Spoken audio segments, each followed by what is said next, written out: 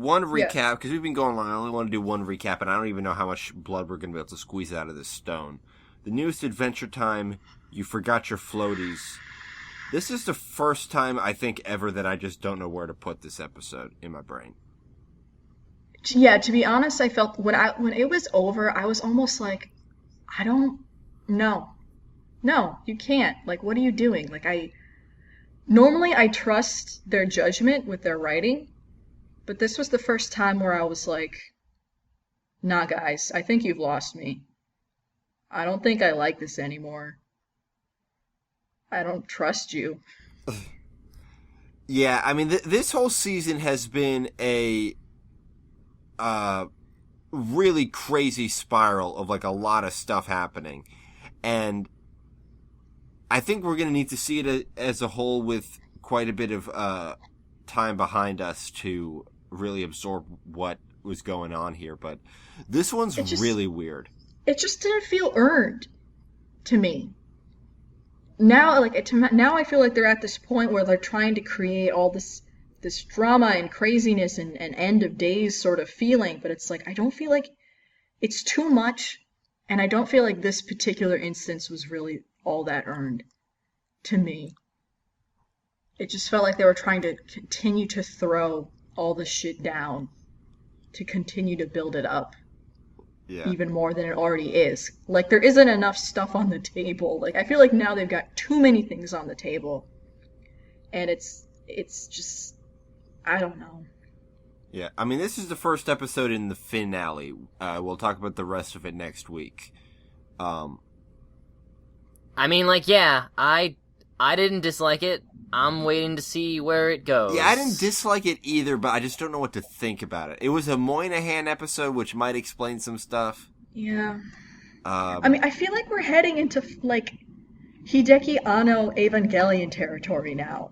Where, like, the creators are not in a great place, and it's so apparent in the show that I feel like it's almost to the detriment of what they're trying to do. I mean, what do we... What would the state what would the state of the creators be? What's the state of the creators right now? I don't know. I can't imagine a good one.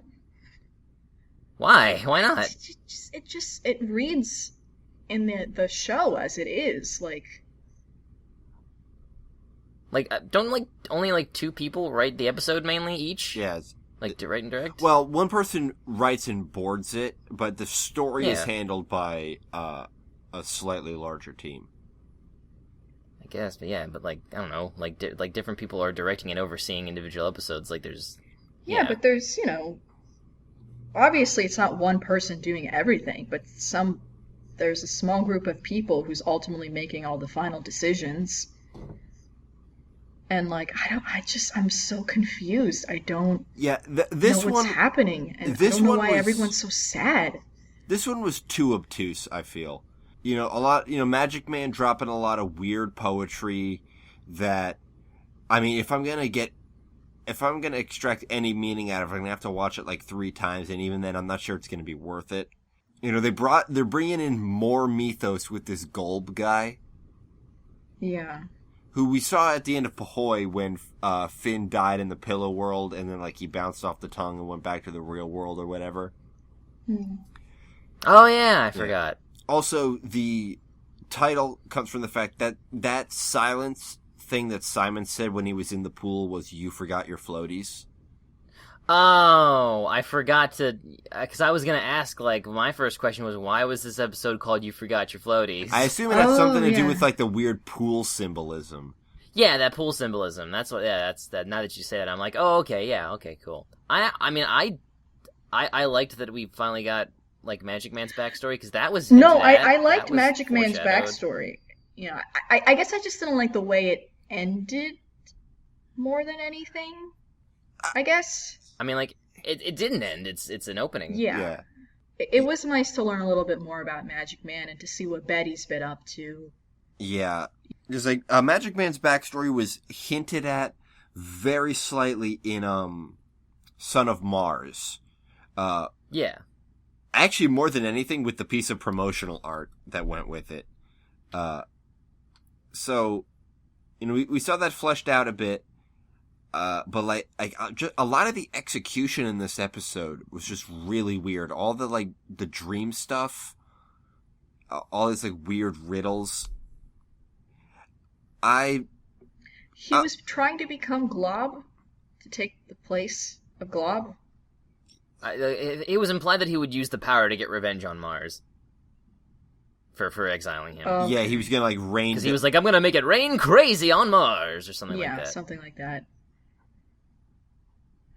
I guess I just didn't see the weirdness as anything not outside the realm of shit Adventure Time's done before. Yeah, I guess Adventure Time's been weird for the past couple seasons. Yeah, you're right. I don't know. I guess it was just they brought Betty back, and then oh nope, now Betty's crazy too. Yeah. I mean, they've put the character. We're gonna do that. All right. They've put the character of Magic Man to bed. I mean that.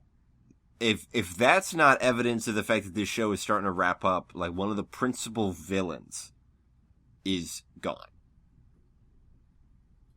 Yeah. I wouldn't exactly call him a principal villain. He was always just sort of an agent of... He was just the trickster, really, more than anything. Well, Mr. Mixplicable what could be described more as an agent of chaos, and he was a villain. Yeah, but the only reason he was popular was because they brought him back in the 90s cartoon and voiced by Gilbert Gottfried. I mean, he's like that guy from Star takes. Trek, the Next Generation. What's his face? Q. Yeah, he's like the Q. Yeah, he is actually. Yeah, he's basically exactly like Q. He just shows up and uproots people's lives for yucks. Yeah, pretty much.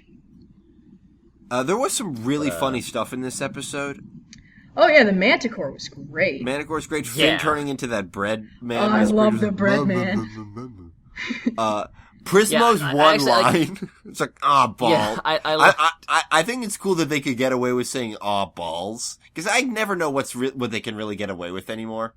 But I know you definitely could. I think maybe I thought of that too, and I was like, did they let it pass because there's a ball hoop on it? Yeah, I think that's why. On the trash can. So what I'm thinking of, maybe the original board had some other random thing and Prismo said balls, but then the censor was like, he can't say that, and it's oh, what about now? Yeah, okay, it fits. Yeah, I was talking to my friend about it on Facebook Messenger, and it's yep, it's ending. Shit is wrapping up somehow. I guess my problem is it's not. I can't really see it being from everything that we've seen, it's not going to be a happy ending. And I don't know if I want... I don't know that. We've seen Grayball's 1000+. Exactly, and it's I don't know if I'm okay with it being a tragic ending. It just seems so strange to start where it started and then be we're going to have this incredibly tragic, epic end of the world. You see, I really like fatalism in literature. One of my favorite books is The Old Man and the Sea. I really like the stories that were done by the Hotline Miami games. And I think that a lot of the fatalism in this show is really powerful, but you wonder if it's the place for it. Yeah, because I'm This used to be a whimsical children's cartoon. I mean, it's not a bad story at all. At all. It's a wonderful story. It just... I don't know if it fits together. Yeah, I think for the... I agree that it's definitely evolved best beyond what it was, for better or for worse, but I'm still optimistic that the ending will ultimately be positive. I don't see any happiness. We haven't been shown a glimmer of hope. I don't fucking know. No, I mean, nothing's going to stop me from watching every episode of this show until it's over. And I do enjoy the show, and there is an element, I'll admit, of morbid curiosity to see, how is this all going to end? Because, I mean, I'm very interested to see what happens, because it's going to be, but no matter what it is, it's going to be bananas. Yeah, I mean, we know we at least have a 6th season, right? And a movie. And a movie.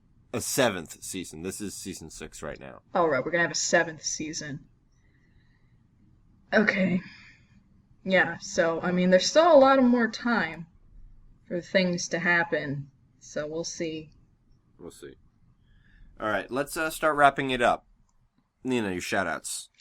Not too many, because we haven't recorded. We've recorded very recently. My brain on little cat feet said, show suggestions, gargoyles. Yep. Goliath's voice, also the issue of second-class citizens would be a great topic of discussion. I agree. And then also things that will make you cry, Grave of the Fireflies. Nikki's already seen it, and he only cried because I was crying, and I came to him, and I was like, it's not fair. Why did you... I didn't. And then he started I didn't crying. cry because I resented how much the movie wanted me to cry. That's a popular opinion I've seen come up. I was like, this is just 2 hours of really sad shit with not a lot. Like the only connective tissue is like the war. Like I know how sad the war was. What else you got? Nothing. All right, cool. You just upset me for no reason. I think it'd be an interesting discussion, but we're in no hurry. No. I just gave my whole opinion right there. Also, at Grib Schnabler says, yeah, that's a great one. Thumbs up. You've probably been told this already, but Christopher Lee has been in 2 cartoons, The Last Unicorn and Discworld Soul Music. We have not been told that. I knew about The Last Unicorn. I have no idea what the hell Discworld Soul Music is. Tooch? Discworld is Terry Pratchett's fantasy film series, and that's presumably one of the animated adaptations. Oh, okay, yeah, I've heard of Discworld. I just putting it together. Yeah. I was like, disc and music. I thought it. All right. I assumed that they tweeted that at us because we were talking about Christopher Lee and how he should be in cartoons because he's Dracula. Something. That's a conversation that I know we've had a bunch. I just don't know if or when it has been on air. Yeah. But I believe that is pretty much everything we've gotten since the last time we recorded, which wasn't very long ago. And of course, our wonderful anonymous person who gave us all of those cool things to check out. That was a lot of work. I really appreciate it. That's really amazing. Right. So thank you. Ways to contact us. At the Toon Goons on Twitter, thetoongoons.tumblr.com, thetoongoons@gmail.com, soundcloud.com/thetoongoons, youtube.com/thetoongoonspodcast. Search for us on iTunes for the Toon Goons. You sound so enthusiastic about it. I'm working really hard to get them all. Yeah.